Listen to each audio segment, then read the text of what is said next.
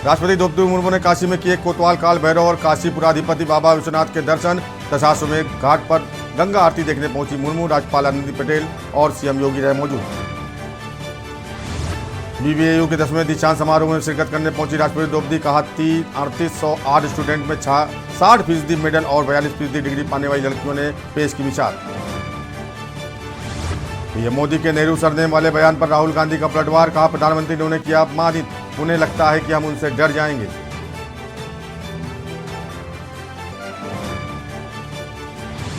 प्रधानमंत्री नरेंद्र मोदी ने arrow India show में भारतीय पवेलियन का किया उद्घाटन। अपने संबोधन में पीएम ने भारत की बढ़ती रक्षा ताकत और मेक इन इंडिया की उपलब्धियों का किया जिक्र। कन्नड़ इंडस्ट्री के सुपरस्टार यश और ऋषभ शेट्टी ने बेंगलुरु पहुंचे पीएम नरेंद्र मोदी से की मुलाकात। दिवंगत कलाकार पुनीत राजकुमार की पत्नी भी मोदी से मिली। और जमीयत उलेमा हिंद के अधिवेशन में मौलाना अरशद मदनी के ओम पर विवादित बयान पर भड़के धर्माचार्य मदनी को शास्त्रार्थ की चुनौती देकर अधिवेशन का किया बहिष्कार। आप देख रहे हैं के न्यूज, खबरों का सारथी। नमस्कार, फाइनल रूटीन आपका स्वागत है। मैं हूं प्रबुद्ध चौहान। सबसे पहले बात करेंगे दिल्ली की। पूर्वी दिल्ली के सूरजमल विहार स्थित यमुना स्पोर्ट्स में तीरंदाजी की प्रतियोगिता का आयोजन हुआ, जिसमें दिल्ली के एलजी विनय सक्सेना, दिल्ली भारतीय जनता पार्टी के कार्यकारी अध्यक्ष वीरेंद्र सचदेवा और विश्वासनगर के विधायक ओपी शर्मा ने शिरकत की। आपको बता दें, इस प्रतियोगिता में पूरे देश से आए खिलाड़ियों ने भाग लिया। प्रतियोगिता को बालक और बालिकाओं को 2 भागों में बांटकर तथा कई राउंड से खिलाड़ियों को गुजरना पड़ा।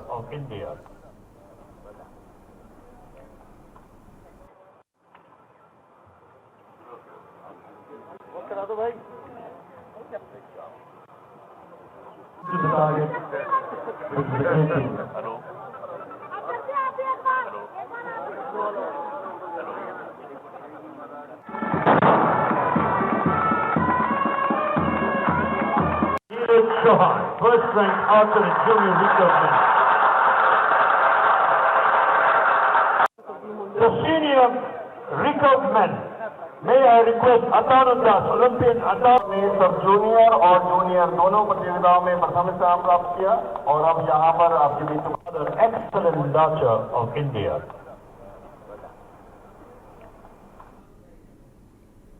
खबर नवादा से है, जहां जिले के अकोल प्रखंड के सीखो देवरा जेपी फील्ड में आर्य समाज के संस्थापक स्वामी दयानंद सरस्वती के 2वीं शताब्दी जन्मोत्सव के अवसर पर योग एवं हवन कार्यक्रम का आयोजन किया गया। वहीं स्वदेशी संस्कार संस्थान नवादा के बैनर तले इस कार्यक्रम का उद्घाटन बिहार सरकार के अनुसूचित जाति जनजाति कल्याण मंत्री सह हम सेक्टर पार्टी के राष्ट्रीय अध्यक्ष डॉक्टर संतोष कुमार सुमन ने संस्थान के प्रबंध निदेशक सह अध्यक्ष योग गुरु की योगी आदित्यागनाथ की मौजूदगी में किया। इस अवसर पर उन्होंने योगी त्यागनाथ के सानिध्य में कई प्रकार के योगाभ्यास भी किए। कार्यक्रम में एसएसबी के जवान, स्थानीय ग्रामीण, हम पार्टी के दर्जनों नेता शामिल रहे।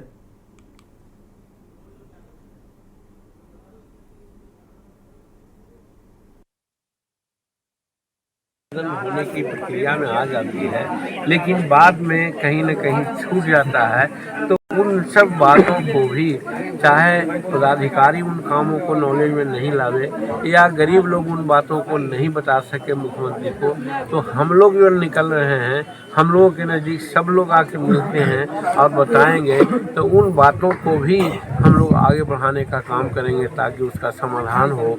तो माननीय मुख्यमंत्री का समाधान यात्रा बहुत सफल यात्रा रही है, उसमें और सफलतम हो, उसके लिए हम लोग ऐसा प्रयास करें। आज के यात्रा का संदेश सिर्फ एक ही है कि हम उन गरीबों के बीच में जाकर के उनके जो सम्मान, आत्मसम्मान, उनका जो शक्ति और इस देश के नागरिक हैं और कहीं न कहीं अपने को पिछड़े समझते हैं और कमज़ोर समझते हैं, हम उनके साथ जाकर उनका आत्मविश्वास बढ़ाएंगे, उनके साथ रहेंगे कि हम आपके साथ हैं, आपके हर दुख दर्द में साथ हैं, आपकी कोई भी समस्या हमारी समस्या है, और उनको विश्वास पैदा करने के लिए यात्रा शुरू किया गया है। क्योंकि हमारी पार्टी एक गरीबों की पार्टी है और गरीबों के कल्याण के लिए काम करती है, उनकी आवाज़ बन के काम करनी चाहती है, उनको मंच देने का काम करती है। तो आज का यात्रा का एक ही मकसद है, गरीब एकजुटता, सभी गरीब एक हो जाए, तो हम समझते हैं कि जन कल्याण के लिए सबसे बड़ा वो हथियार है।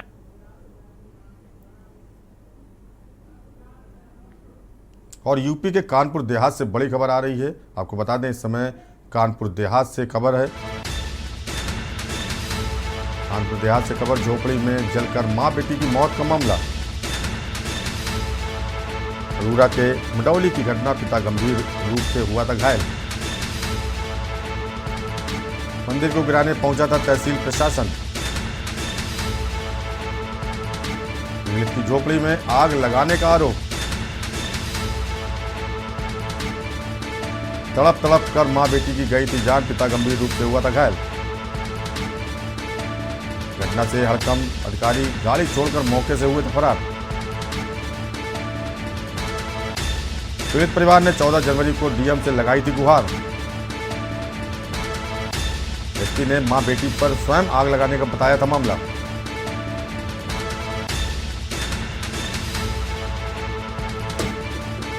कानपुर देहात से खबर, 14 जनवरी को परिजनों ने डीएम से न्याय की गुहार लगाई थी।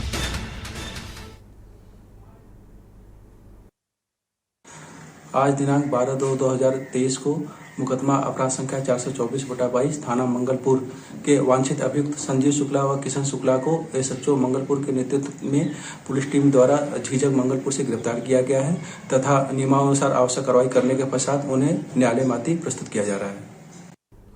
झारखंड के देवघर में बीते रात पुलिस और अपराधियों के बीच भयंकर मुठभेड़ हुई। इस घटना में पुलिस के 2 जवान शहीद हो गए। हालांकि पुलिस पर हमला करने वाले आरोपी को गिरफ्तार कर लिया गया है। श्यामगंज रोड अंडापट्टी मोहल्ले में मछली व्यवसायी सुधाकर झा की सुरक्षा में लगे 2 पुलिस जवान अपराधियों के साथ मुठभेड़ के दौरान शहीद हो गए। घटना नगर थाने से 500 मीटर की दूरी पर हुई। शहीद हुए दोनों जवान साहबगंज जिले के रहने वाले रवि कुमार मिश्रा और संतोष यादव हैं। बताया जाता है कि कुछ दिन पहले पुराने विवाद में सुधाकर झा के मुंशी पर जानलेवा हमला हुआ था। इसके बाद उन्होंने एसपी से सुरक्षा गार्ड की मांग की थी और दोनों पुलिस जवानों को उनकी सुरक्षा के लिए नियुक्त किया गया था।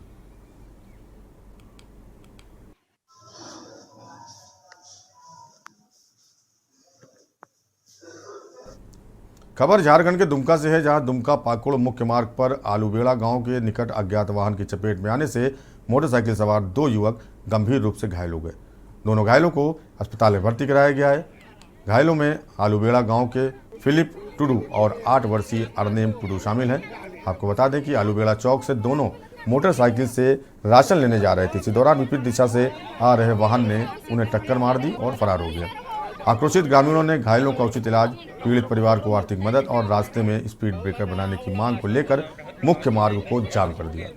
घटना की जानकारी मिलने पर सदर एसडीपीओ नूर मुस्तफा अंसारी दल बल के साथ मौके पर पहुंचे और पीड़ित परिवार को 10,000 नगद, 3 बोरा चावल और बेहतर इलाज का आश्वासन देकर जाम हटवाया। आ रहा था गाड़ी में तो साइकिल से एक्सीडेंट हुआ। गाड़ी पकड़ाया नहीं, लेकिन रोड जाम होने के बाद बहुत सारे परिवार से आया, जिला से आकर के हम लोग कहाँ गया डीलर उन लोग को अभी 10,000 मुआवजा मिला और 3 पैकेट चावल मिला। झारखंड से पाकुड़ से खबर है, जहां जिला मुख्यालय के गोकुलपुर आम बगीचा में झारखंड होमगार्ड वेलफेयर एसोसिएशन की बैठक की गई। बैठक में एसोसिएशन के प्रदेश अध्यक्ष रवि मुखर्जी और प्रदेश महासचिव राजीव कुमार तिवारी मुख्य रूप से उपस्थित थे। एसोसिएशन के प्रदेश अध्यक्ष रवि मुखर्जी ने कहा कि भारत सरकार एवं राज्य सरकार के द्वारा गृह रक्षकों पर स्वयंसेवी एक्ट लगा हुआ है। इस एक्ट को खत्म करने के लिए पूरे देश में मुहिम चलाई जा रही है। सरकार को यथाशीघ्र इस पर ध्यान देना चाहिए। साथ ही साथ झारखंड हाई कोर्ट के द्वारा आदेश दिया गया है कि होमगार्डों को समान काम समान वेतन दिया जाए।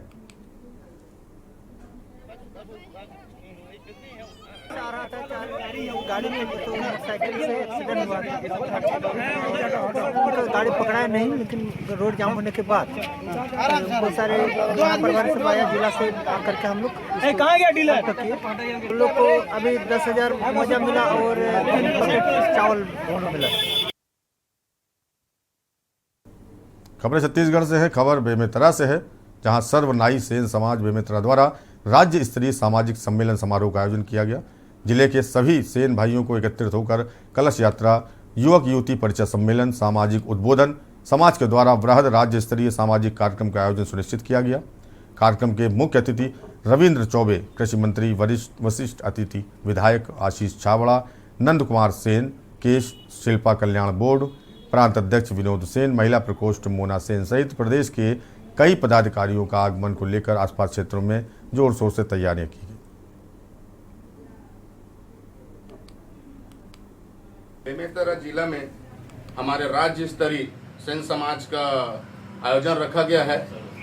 सर्वनाई सेन समाज का आयोजन है, जिसमें सेन जयंती का कार्यक्रम रहेगा और सुबह माता भद्रकाली मंदिर से कलश यात्रा रहेगी।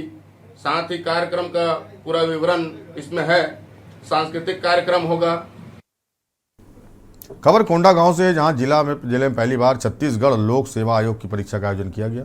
इसके लिए कोंडा गांव में 9 परीक्षा केंद्र बनाए गए हैं, जहां 2 पाली सुबह 10 से 12 और दोपहर 3 से 5 बजे तक परीक्षाएं संचालित हो रही हैं। पहली बार आयोजित छत्तीसगढ़ लोक सेवा आयोग परीक्षा के लिए 2972 परीक्षार्थी पंजीकृत हैं। 2251 परीक्षार्थी परीक्षा स्थल पहुंचे।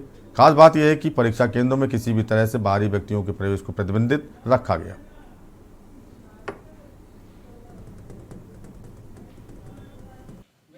ये पहली बार है कोंडागांव जिले को लोक सेवा आयोग की प्रारंभिक परीक्षा आयोजित करने के लिए परीक्षा केंद्र व मुख्यालय बनाया गया है। कलेक्टर महोदय के मार्गदर्शन में यहाँ पर परीक्षा संचालित की जा रही है। इसमें 9 परीक्षा केंद्र बनाए गए हैं, जिसमें 2972 परीक्षार्थी जो है परीक्षा में सम्मिलित हो रहे हैं। इसमें 3 उड़न दस्ते बनाए गए हैं जो कार्यपालिक मजिस्ट्रेट के मार्गदर्शन में काम कर रहे हैं, जिसमें पुलिस अधिकारी और प्रशासनिक अधिकारियों की ड्यूटी लगाई गई है। अभी की स्थिति में आज जो है प्रथम पाली की परीक्षा अभी संचालित हो रही है। खबरें मध्य प्रदेश से। छतरपुर के बागेश्वर धाम पहुंचे मध्य प्रदेश के पूर्व मुख्यमंत्री कमलनाथ ने बागेश्वर धाम के महाराज के हिंदू राष्ट्र की मांग को आईना दिखाया। उन्होंने कहा कि भारत अपने संविधान के अनुसार चलता है। बाबा साहेब अम्बेडकर ने संविधान बनाया, जो संविधान भारत का है। गौरतलब है कि कमलनाथ ने बागेश्वर धाम पर पहुंचकर बालाजी भगवान के दर्शन किए। उसके बाद बागेश्वर धाम के महाराज पंडित धीरेन्द्र कृष्ण शास्त्री से मुलाकात की और मुलाकात करने के बाद ये बड़ा बयान दिया है। रतलाम से है। जावरा विधानसभा के ग्राम सुखेड़ा में विकास यात्रा में कलश उठाए एवं नृत्य कर बालिकाओं द्वारा भव्य स्वागत किया गया। यात्रा का जगह जगह पुष्प वर्षा कर आमजन द्वारा स्वागत किया गया। विकास यात्रा के मुख्य अतिथि डॉक्टर राजेंद्र पांडे एवं जावरा अनुविभागीय अधिकारी हिमांशु प्रजापति, जनपद पंचायत मुख्य कार्यपालन अधिकारी अल्फिया खान, बीजेपी के सभी मोर्चा मंडल अध्यक्ष यहां उपस्थित रहे। कार्यक्रम की शुरुआत मां सरस्वती के चित्र पर माल्यार्पण कर की गई। साथ ही विधायक पांडे द्वारा बताया गया कि पूरे मध्य प्रदेश में चल रही विकास यात्रा सुखेड़ा में नन्ही नन्ही बालिकाओं द्वारा सर पर कलश लेकर नृत्य करते सराहनीय रहा।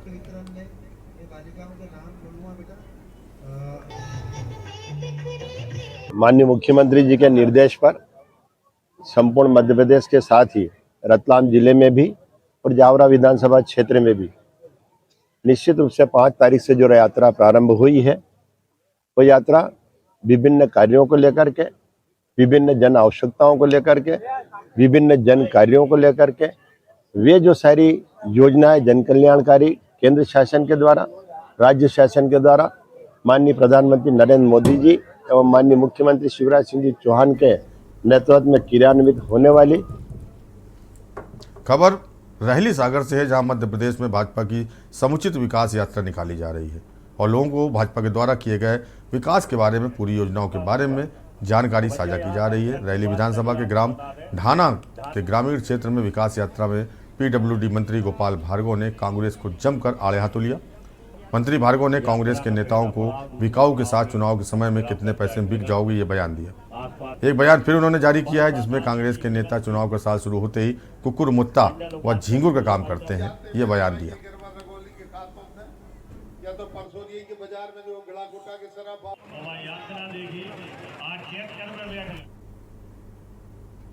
खबर जयपुर से है, जहां आम आदमी पार्टी के राजस्थान प्रभारी विनय मिश्रा के नेतृत्व में आम कार्यकर्ताओं ने मोदी द्वारा अडानी को गलत तरीके से फायदा पहुंचाने का आरोप लगाते हुए उसकी निष्पक्ष जांच के लिए भारतीय जनता पार्टी के कार्यालय का घेराव करने से पहले ही पुलिस प्रशासन ने आम आदमी पार्टी कार्यालय के बाहर कार्यकर्ताओं को रोक दिया। इसके बाद पुलिस और कार्यकर्ताओं में झड़प हुई। इसके बाद पुलिस ने लाठीचार्ज कर दिया। प्रभारी के साथ साथ अन्य सदस्यों को गिरफ्तार कर लिया गया। प्रभारी मिश्रा ने कहा कि आम आदमी पार्टी द्वारा मोदी अडानी भाई भाई के विरोध प्रदर्शन में वर्तमान कांग्रेस सरकार को दर्द क्यों हो रहा है। इससे तो आम जनता साफ समझ चुकी है कि अडानी, भाजपा और कांग्रेस ये सभी एक ही थाली के चट्टे बट्टे हैं और केवल और केवल जनता को लूटने का काम करते हैं। लेकिन आम आदमी पार्टी इस तरह का महाघोटाला बर्दाश्त नहीं करेगी, चाहे उसके लिए उसे कई दिनों तक, कई महीनों तक प्रदर्शन करना पड़े।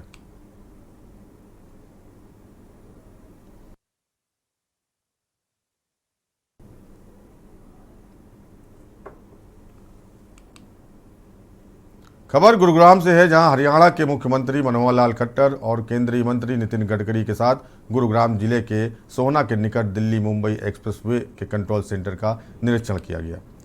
वहीं दिल्ली बॉम्बे हाईवे वाया बड़ौदा की कुल लंबाई 1380 किलोमीटर होगी। ये दूरी वाहन से लगभग 12 घंटे में तय की जाएगी। रोड की खासियत ये रहेगी कि इस पर जेट एयरवेज भी उतारा जा सकता है। रोड के ऊपर ही होटल, मॉल भी होंगे, फ्यूल भरने की सुविधा भी होगी, मगर साथ ही टूल्स के लिए मोटी रकम भी वसूली जाएगी।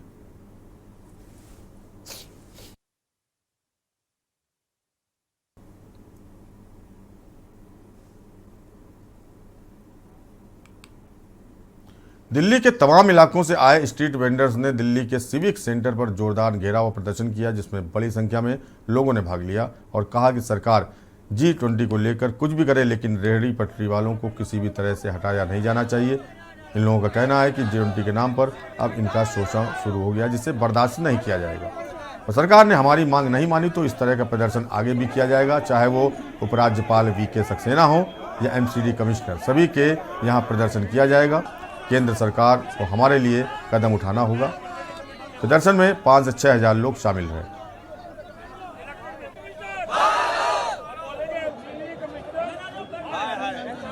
दिल्ली के अंदर रेहड़ी पटरी का उजाड़ना चल रहा है बहुत तेजी के साथ, MCD के द्वारा और PWD के द्वारा। तो आज पूरे दिल्ली के स्ट्रीट वेंडर जो आए हैं, हर जगह से आए, पूरी दिल्ली से अपनी मांग को लेकर आए हैं कि MCD तुम्ही ने हमको COB दिया था, लाइसेंस दिया था और केंद्र सरकार ने LOR PM स्वनिधि 10,000, 20,000, 30,000 लोन दिया था। हमारा ये कहना है कि हम लोग रेहड़ी पटरी पे काम करे हैं आज 300 साल से, आज वो नौबत आ गया धोबी का कुत्ता ना घर का घाट का। जो ये MCD कर रही है, ये अपनी मनमानी इसलिए कर रहे हैं कि हम लोगों के पास जो COB मिला है, लाइसेंस मिला है, उसके तहत भी रेहड़ी पटरी वाले को उठाया जा रहा है, उजाड़ा जा रहा है। हम भूख हड़ताल पे बैठेंगे, पूरी मंडी में, पूरी दिल्ली में कहीं सब्जी नहीं मिलेगी। अपने आप सरकार को झुकना पड़ेगा, हमारे आगे नहीं झुकेंगे तो हमारा ये प्रोटेक्शन चलता ही रहेगा, कम नहीं होगा। जो जिस लाइन का है सारे बंद करेंगे। तरीके से लगाई जाती है सर, कितने वर्षों से बैठे हैं, रसीद सबके पास है, LOR कटी हुई है, MCD से रसीद कटी हुई है, LOR मिली हुई है MCD की तरफ से।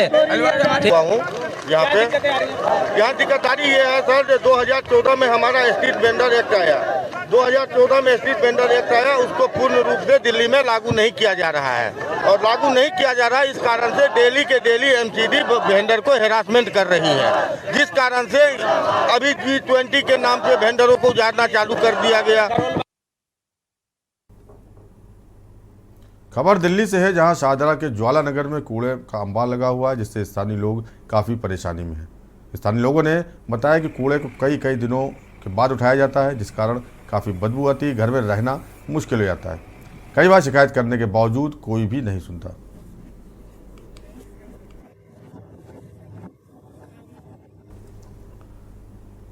खबर दिल्ली से है, जहां बाहरी दिल्ली के सुल्तानपुरी थाना इलाके के पुतकला इलाका गोलियों की तर्रार से मेन बस स्टैंड के पास ताबड़तोड़ कई राउंड गोलियां बरसाई गई, जिसमें संदीप नाम का एक व्यक्ति गंभीर रूप से घायल हो गया। हमलावर संदीप को जान से मारने के इरादे से आए थे और उस पर ताबड़तोड़ कई राउंड फायरिंग की। पुलिस को जानकारी मिली कि पुतकला बस स्टैंड के पास कई राउंड गोलियां चलाई गई हैं। जानकारी पर SHO समेत कई पुलिसकर्मी मौके पर पहुंचे। एक शख्स गंभीर हालत में पड़ा हुआ था और उसे गोली लगी थी। पुलिस ने तुरंत घायल को नज़दीकी अस्पताल पहुंचाया, जहां उसका इलाज जारी है। मौके पर पुलिस को गोलियों के खोखे मिले हैं। तस्दीक करता है कि वारदात गोलीबारी के अंजाम दिया गया।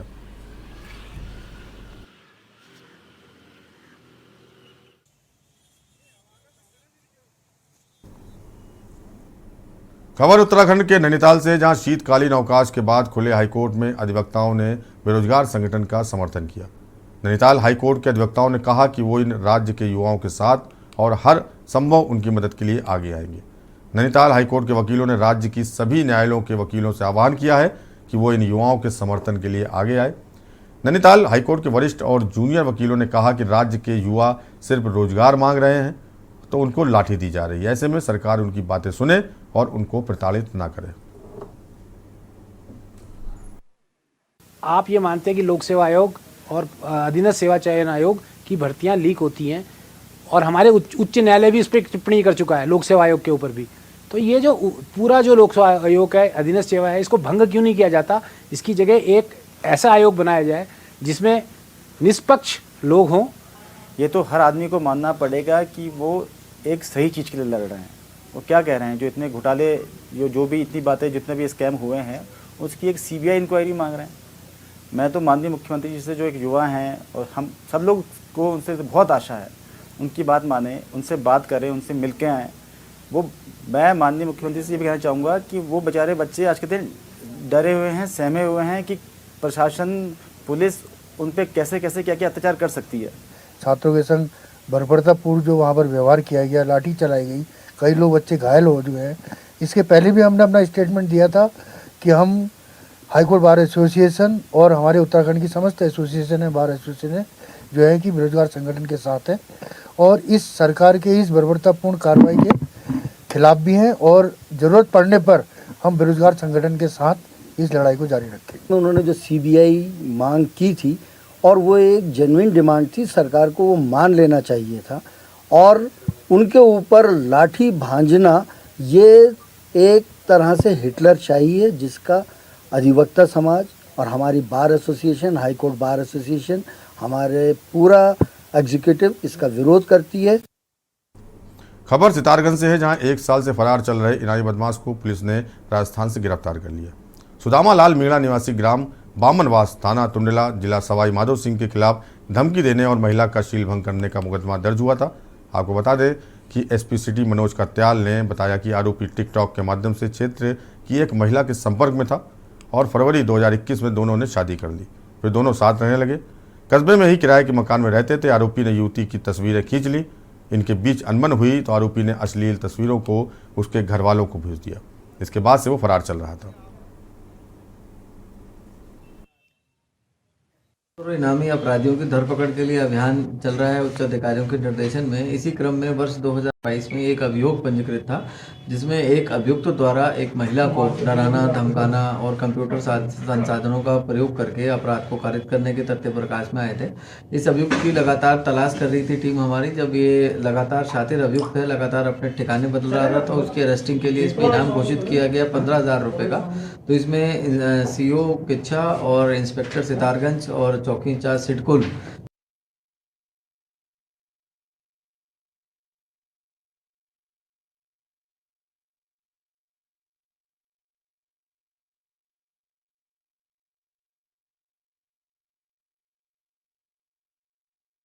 के नेतृत्व में टीम गठित की गई थी और टीम ने बड़ी मेहनत और सुरागरसी के साथ इस अभियुक्त को गिरफ्तार करने में सफलता हासिल की है। खबर रुड़की से, जहां विद्युत विभाग कार्यालय पर सैकड़ों की संख्या में किसानों ने विभिन्न मांगों को लेकर धरना प्रदर्शन किया और विभाग के खिलाफ जमकर नारेबाजी की। आपको बता दें कि भारतीय किसान यूनियन रोड के राष्ट्रीय अध्यक्ष चौधरी पदम सिंह के नेतृत्व में सैकड़ों की संख्या में किसान विद्युत विभाग के कार्यालय पहुंचे और किसानों की विभिन्न मांगों को लेकर परिसर में धरने पर बैठ गए। इस दौरान किसानों ने विद्युत विभाग के अधिकारियों पर किसानों का उत्पीड़न करने का आरोप लगाया। भारतीय किसान यूनियन रोड के राष्ट्रीय अध्यक्ष चौधरी पदम सिंह ने कहा कि विद्युत विभाग के कर्मचारियों के द्वारा मनमानी की जा रही है, क्षेत्र के किसानों का उत्पीड़न किया जा रहा है, जिसके चलते उनके द्वारा अनिश्चितकालीन धरना शुरू किया गया है।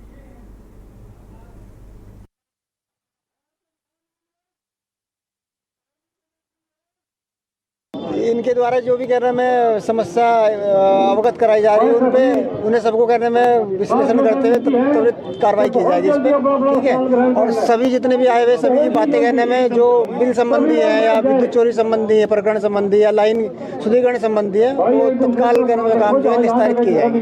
मुख्य आरोप है कि सीधा घुस जाते बिजली विभाग वाले और चाहे जो भी चेकिंग की जा रही है विजिलेंस अधिकारियों के निर्देशन में की जा रही है, उसमें कहने उनके साथ में महिला और कहने में सभी तरह के कहने में जो कोरम है विभागीय नियम का वो पूरा किया जा रहा है।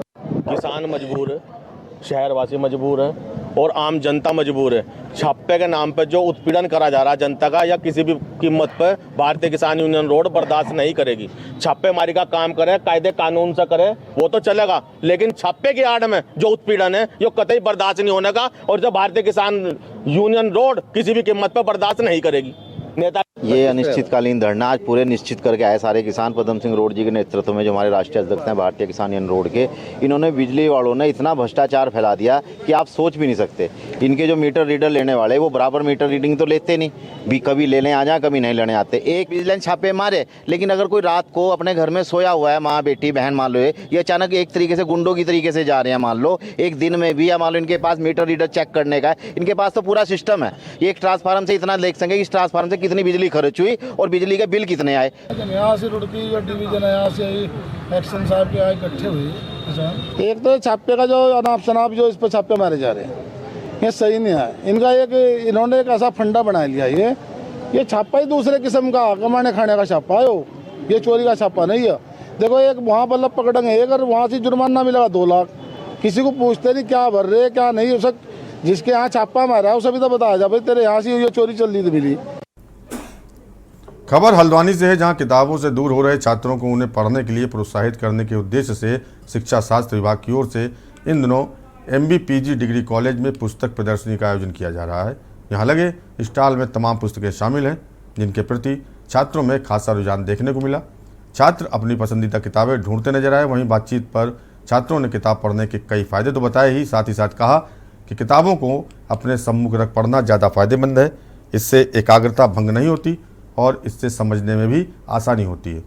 हालांकि आजकल ऑनलाइन सारी पुस्तकें मिल जाती हैं, पर असली मजा हाथ में किताब लेकर पढ़ने में ही है।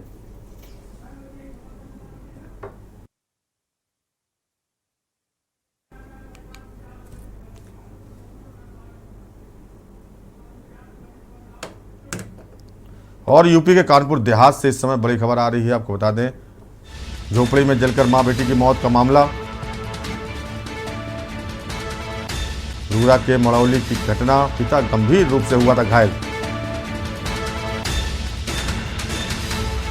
मंदिर को गिराने पहुंचा था तहसील प्रशासन। बीते माह पीड़ित की झोपड़ी में आग लगाने का आरोप लगा था। हादसे में तड़प तड़प कर मां बेटी की जान चली गई थी और पिता गंभीर रूप से घायल हुआ था। घटना से हड़कंप मचा था और अधिकारी अपनी गाड़ी छोड़कर मौके से फरार हो गए थे। 14 जनवरी को डीएम से पीड़ित परिवार ने गुहार लगाई थी। कानपुर देहात से खबर। एसपी ने मां बेटी पर स्वयं आग लगाने का मामला बताया था।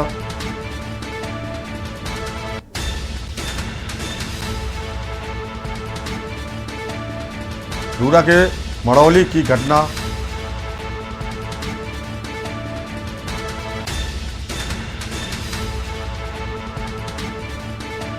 और इसी खबर पर ज्यादा जानकारी के लिए हमारे संवाददाता अभिषेक शुक्ला जुड़ गए हैं।